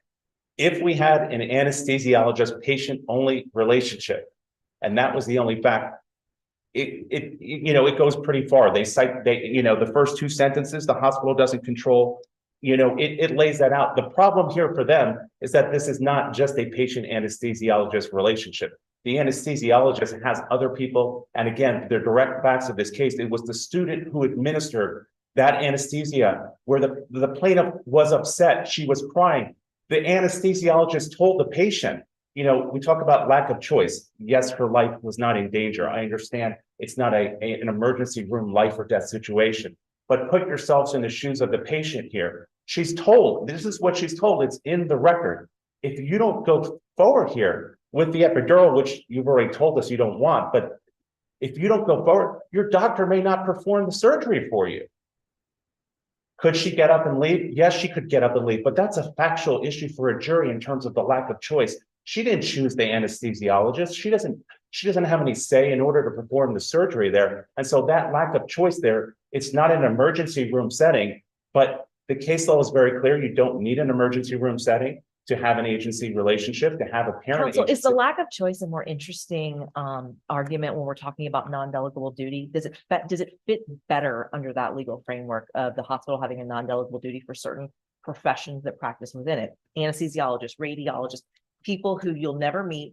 It makes sense, general surgeon, right? She goes to meet the general surgeon. He's in a different office. She brings him, she chooses him, he picks the hospital. She shows up at this hospital. There's people she's stuck with. She doesn't have any choice with. But does that make a more interesting fact in the analysis of non-delegable duty, which was not alleged here, as opposed to agency and actual agency, which is the legal road we're traveling? I wouldn't characterize it as more interesting or not. It's a different path. Of course, we're here on agency, but there is a very well-developed body of case law, of course, not in this district, but on the issues of the lack of choice in terms of its relevance to agency theories. And so to me, it fits squarely within the apparent agency for sure. The defendant says that it was unequivocally communicated. There was no representation, and their sole citation for the evidence is that they cite one fact. Our client was asked at her deposition, did anybody tell you that they were agents or employees? No, that's the only fact that they otherwise accept all of the facts in the initial brief that are written. What do we have? What's the badge on all three of them? Let's talk about the badge. What is the badge? It looks like the corporate representative is saying that the badge is a security badge. What do we know about the badge in this record? What we know in the badge is that it is the hospital's name only. There's no, the USF case, the Godwin case, for example. We had a USF lab. We had a coat. The USF coat there, right? There was a security badge of the hospital as well. But here, the only identification is of the hospital. If you are not an agent, if you are not responsible in any way whatsoever, why not identify yourself that you work for Collier? I mean, their point is going to be it's a security badge, right? Well, you can have both. I didn't mean to interrupt. I'm sorry. No.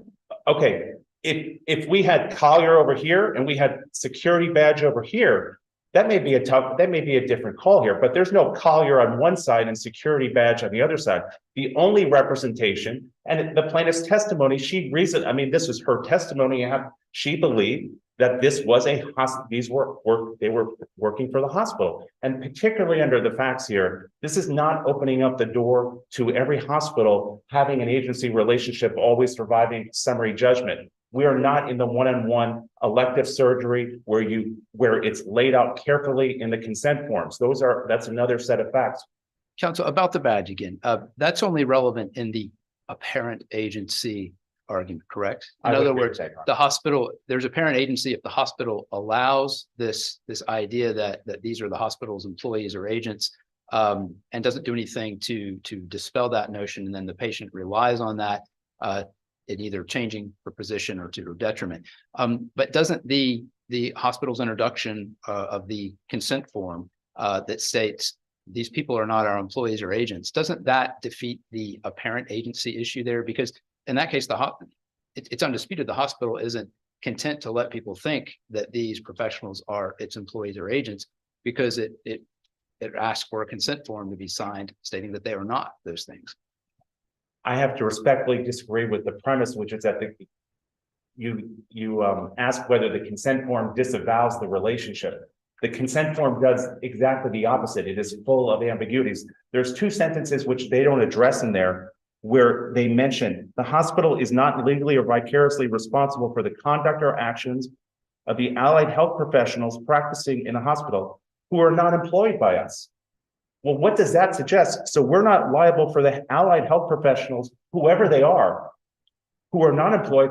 The suggestion is that means you're saying you are responsible for the allied health professionals who we do employ, who we do have an agency relationship with. And that's the second sentence, the above sentence, which they didn't say, the allied health professionals practicing in this hospital who are not employed by NCH are independent practitioners. Again, that creates an issue of fact, which it means we have folks we have allied health professionals who are employed.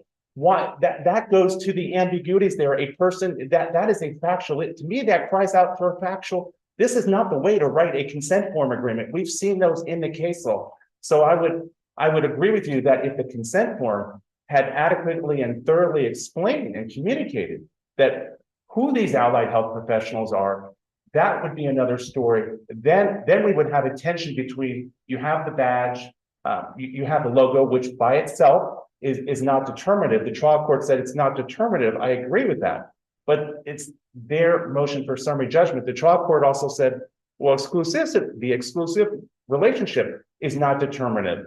I wrote in the brief, I say it respectfully, she flipped the burden around on the plaintiff. It's not our burden. These are significant factors, the exclusive nature and the hospital badge and this full of holes consent form. Counsel, I don't want to eat into your rebuttal time, but I do have one question. You can answer it now or when you come back. But when we look at actual agency as opposed to a parent agency, look at actual agency, what is the measuring stick? The second DCA has said in some case law that it's very significant. When I talk about the control, it's a very significant control. It's obviously not de minimis. What do you say? Well, it's the right of control, not actual control. Okay, we go right of control, we go totality of the circumstances. Let's say we accept that as your argument in the parameters. What is the measuring stick? Okay, you look at the agreement here, very detailed requirements, pre-intake, during anesthesia, how to, I understand all of your evidence, but can you generically describe for me the level? Oh, the level of control? Yeah. It's certainly, I mean, whether we use the phrase meaningful control, significant control, there has to be a meaningful right of control, an ability to have some say in how medical decisions are made. There is a level of meaningful decision-making here. They have the right, the hospital has the right to control who's employed. They have a say. The anesthesia, the director, monthly meetings, performance reviews, a survey. Do they have anybody besides the director? Do they get to control the hiring and firing decisions of the doctor here? So they don't control the hiring or firing, but they have the ability, they have the say, they can remove.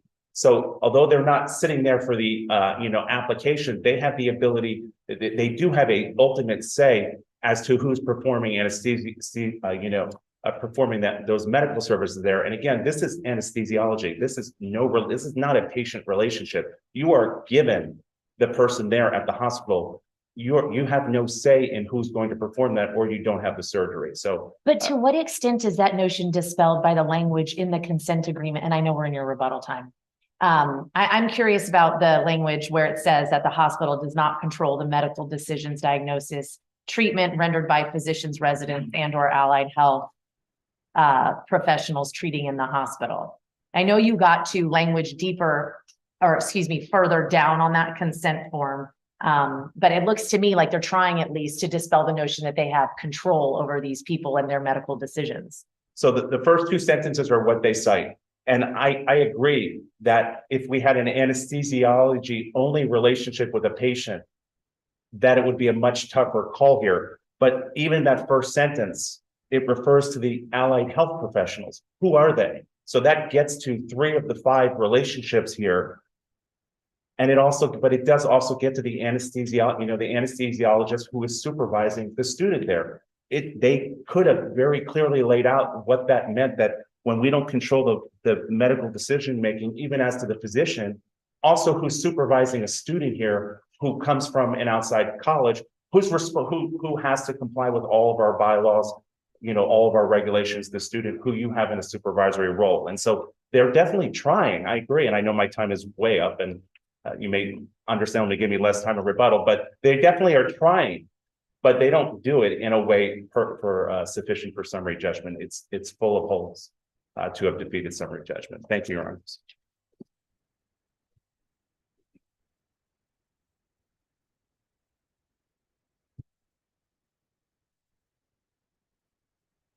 Good morning. May it please the court. My name is Michael DeLugo from the law firm of Wicker Smith, right here in Orlando. We greatly appreciate the fact that the 6 DCA is here in Orlando as well. So this is, I represent Naples Community Hospital, which I will refer to as NCH. This is a summary judgment that was granted in favor of NCH on both actual and apparent agency. And I want to first address the actual agency aspect of the court's decision, and specifically with regard to control.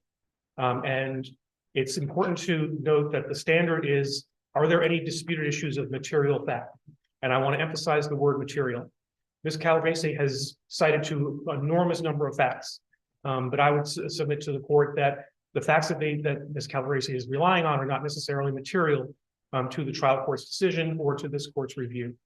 Ultimately, the issue of control is not whether the hospital can make the doctors or the anesthesiologist jump through a bunch of administrative hoops.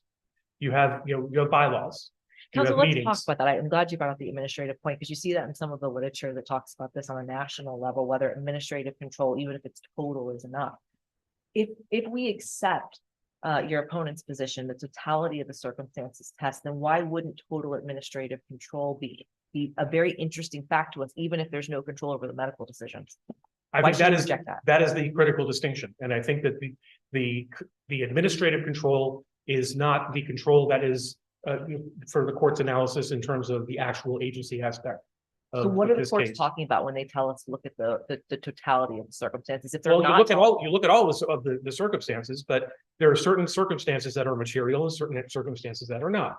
And I would submit that the mere fact that this hospital has policies and procedures, and they have meetings, and they have the ability to hire and even make recommendations on hiring and firing, those are administrative decisions that apply to every single hospital in the state of Florida.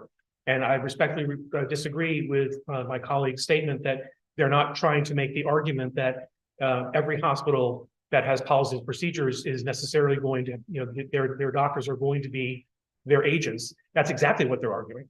And they're trying to change the law in the state of Florida. The basic rule is that extending privileges to a physician is not sufficient to establish an agency relationship with that doctor. There has to be more. And I would like to draw the court's attention to a couple of cases that were cited in the initial brief to demonstrate the distinction that I believe exists between what this case represents and what other courts have found. The first case is the Gradia case out of the First District Court of Appeal.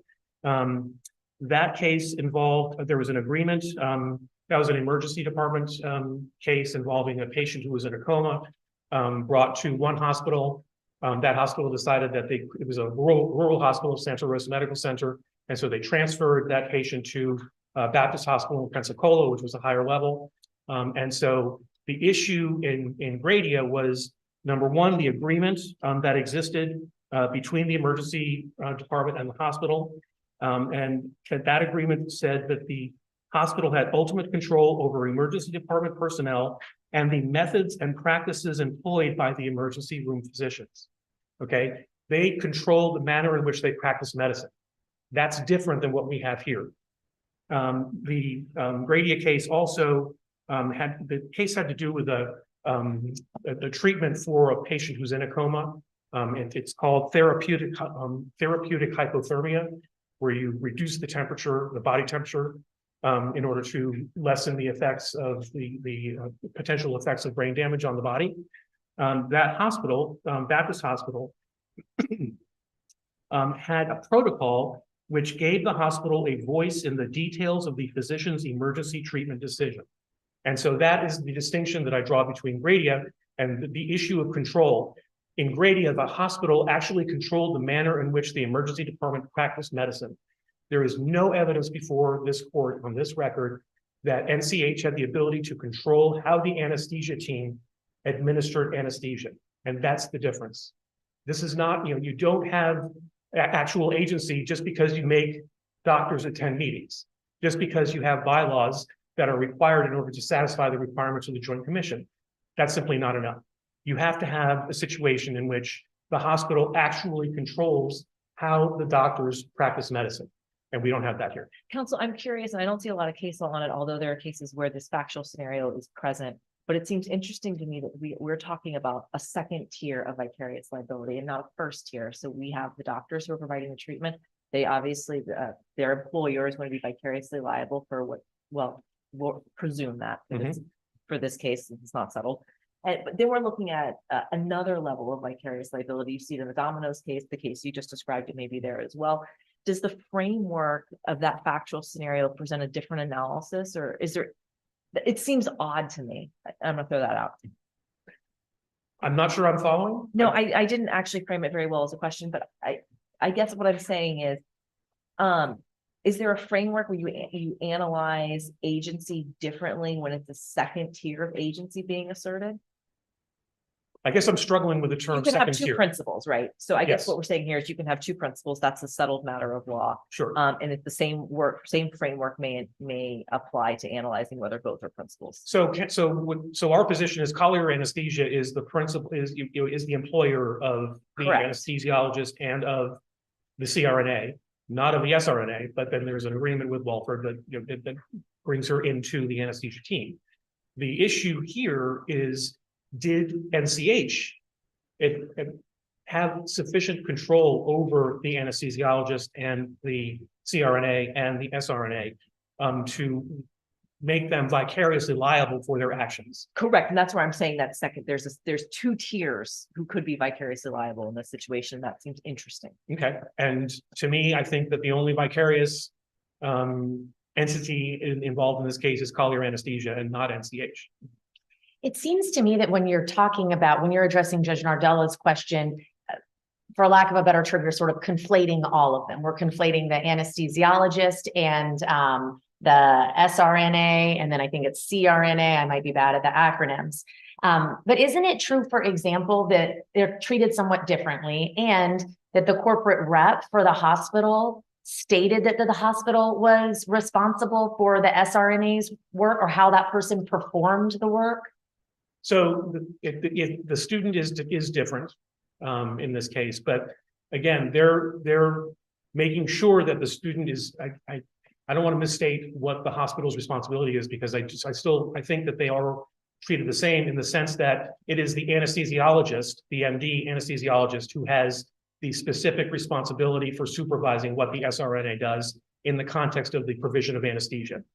Counsel, when it comes, and that's interesting for actual agency, when it comes to a parent agency and we look at the student, if we were to accept counsel's position that she is not covered in the consent, so now we have a student who's furnished, and hit me if you think I'm wrong with any of these things, is furnished and has some sort of badge on her with the insignia. How do you overcome that? Why is there not a factual dispute there now? Well, the badge is not sufficient to create an apparent agency, and there's case law that has that states that. So it's just because someone has the badge does not mean that that does not create an apparent agency relationship. The key here is that the elements of there's a representation by the principal, a reliance on that representation by a third party, and a change in position. That second element, that the reliance on that representation, that reliance has to be reasonable. And I would submit that Ms. Calabresi's reliance on that badge here was not reasonable in light of the documents that she had signed days prior to the surgery, where she was told they're Right, not. if we take the documents out, because we say the student's different, right? And the documents don't cover the student, and we have a badge and we have furnishing. Why is her reliance not reasonable? Why doesn't that go to a jury? Because she is part of the anesthesia team, and she is clearly told in these documents that the provision of anesthesia, and the language of the first document that she signs says that she consents for Collier Anesthesia to provide anesthesia services to me, and the services will be provided by an anesthesiologist directed certified registered nurse anesthetist, or by a registered nurse anesthesia student affiliated with Collier Anesthesia. So she is told on December 7th of 2016, a week before the surgery, that these three entities will be providing anesthesia to her. So that's why I would say that it was not reasonable for her to turn around after the fact and say, well, I didn't know that I thought they were all hospital employees. Well, she was told a week before the surgery that they were not.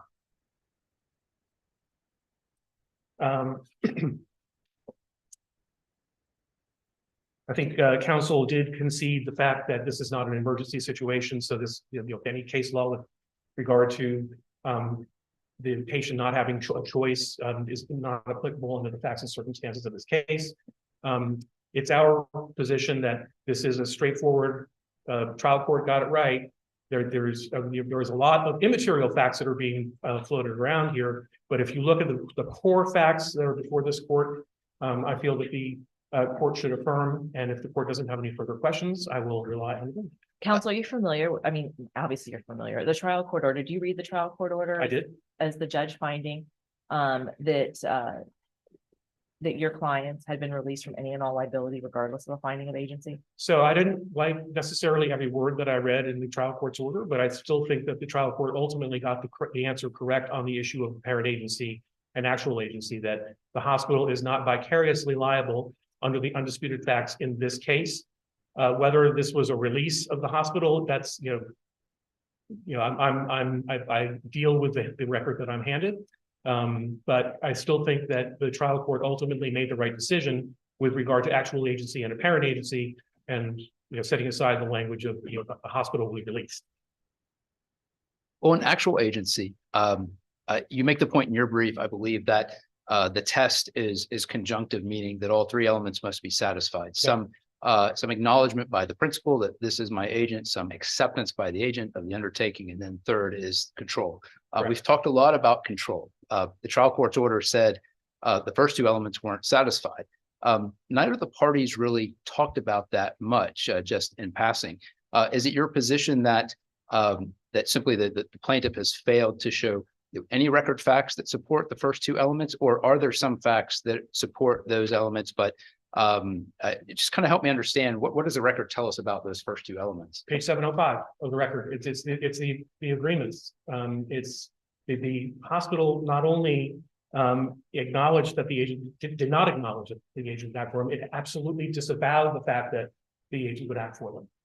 And so there was no effort by the hospital. There's no affirmative record evidence to suggest that that first element has been satisfied. And I read the if there's no acknowledgement, then there can be no acceptance. So does the level of control, if the first two elements are not satisfied, by some independent evidence, can control itself indicate one or both of those first two elements? In other words, if you have such a high level of control, can you have such a high level of control that you can infer that the first two elements are satisfied? Or is it a completely different analysis, and that in the absence of some express, undertaking, some express intent by the principal and express undertaking by the agent, it doesn't matter how much control there is? Well, that's true, because they are conjunctive, that you do have to establish all three. And so if you can't establish one and two, number three doesn't matter. But I would argue that all three of these are very strongly, the record very strongly shows that the plaintiff could not demonstrate any of the three as a matter of law. I had mentioned earlier that there were two cases that I wanted to cite to on the issue of control. The other one was the Villazon, Villazon decision versus Prudential Healthcare Plan. That is a Supreme Court case from about 20 years ago. And the distinction that I would draw is the same as the distinction that I drew in Gradia. This involved an HMO, which were notorious for the amount of control that they exerted over physicians and how they provided healthcare to their patients. And the court stated here, the record evidence reflects significant indicia of PruCare's right to control the means by which medical services were rendered by member physicians to member patients. And so that's what we just don't have here. There is no record evidence to suggest that NCH had any control over the manner in which the anesthesiologist, the CRNA, or the SRNA actually administered anesthesia. And that is the key element in control. And but so the other sort of peripheral instances of control don't matter for purposes of the motion for summary judgment, because it just strikes me that you're asking us to take a very limited view of the control, like the actual performance of the anesthesiologist's services, right? So actually doing that job rather than other external things that might demonstrate control. Is that the test in Florida? Just what the dispositive moment, where's the moment where the incident happens? That's what we look to for control, because it seems to me that there's an argument to be made that there are other instances of control. The hospital having the right to approve physicians that Collier wants to employ. Let's see. Do you want to speak to this before I go through the laundry list that I've got? Hospitals have to credential their physicians. They have to do that. If they don't do it properly, then they're going to be liable for negligent credentialing. So they have to have the ability to say who gets to practice in their facility. But for the analysis of actual control for the actual agency argument, that's exactly what I'm asking you to do. I'm saying that the administrative control doesn't have any bearing on the summary judgment here, that it has to be control over the manner in which medicine is practiced. And that's what Liaison says, and that's what Gradia says, and we don't have that here. Counsel, what about, is this a manner in which the medicine is practiced? I know you're going to disagree, but I want to hear you hit it. When it comes to the pre-anesthesia assessment, there's a policy that your hospital has, and it's cited, and I don't have it directly in front of me, which requires the anesthesiologist team to do a pre-anesthesia assessment. Is that the manner of control in the provision of medical No, care? that's an administrative thing that the hospital doesn't want to get sued for not having pre-cleared someone for anesthesia, but it's the anesthesiologist who actually does the clearance. The hospital doesn't tell them how to do the clearance. The hospital tells them that they have to do clearance. Those are two different things. And at the actual, I would argue that the actual practice of medicine involves examining the patient and clearing them to go through the surgical procedure. Thank you very much.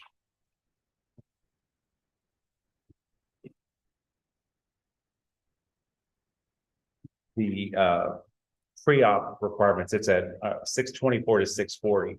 And the reason why that's so important on the actual agency issue, my esteemed counsel is taking a most narrow, the notion that there has to be a hospital personnel in the room, that there's no support for that in Gradia or in Belozan. Do you agree with his position that the case law supports the idea that the administrative portion of the control is irrelevant and that we just look to how the anesthesiologist performs its duties? No, there's no case law saying that the administrative, that goes to the control. It also goes to the acknowledgement that I know you addressed. So it is a cumulative test that you have to apply. But the reason why the pre-op assessment is so critical here is because of how the injuries are alleged to have occurred.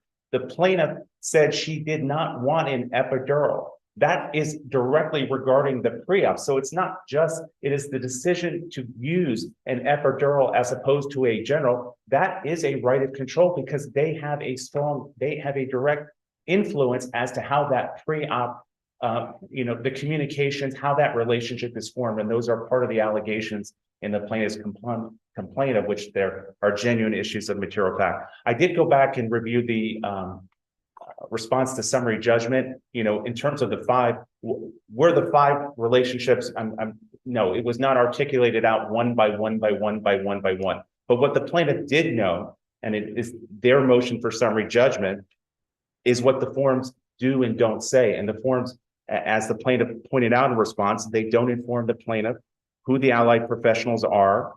There's no way for the plaintiff to have known and whether the three actors were included in those categories and what their relationship with the hospital was at the time.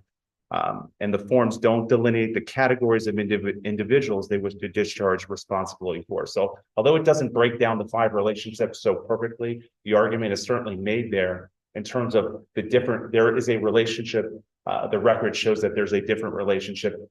This is not a one-on-one anesthesiology patient, doctor-patient relationship. I am not advocating for open-ended hospital liability that every hospital in the state of Florida or within this district is liable. I make it very clear, it is not the extension of staff privileges that is what creates a genuine issue of material fact. But we look at the forms, we look at the badges alone are not a factor, but that is an important factor in terms of the apparent agency and whether it is a reasonable, it absolutely. Counsel, I believe you're out of time. Okay. If anyone else have any further questions? Yeah. Okay, thank you for your argument. Thank you very much. Thank you.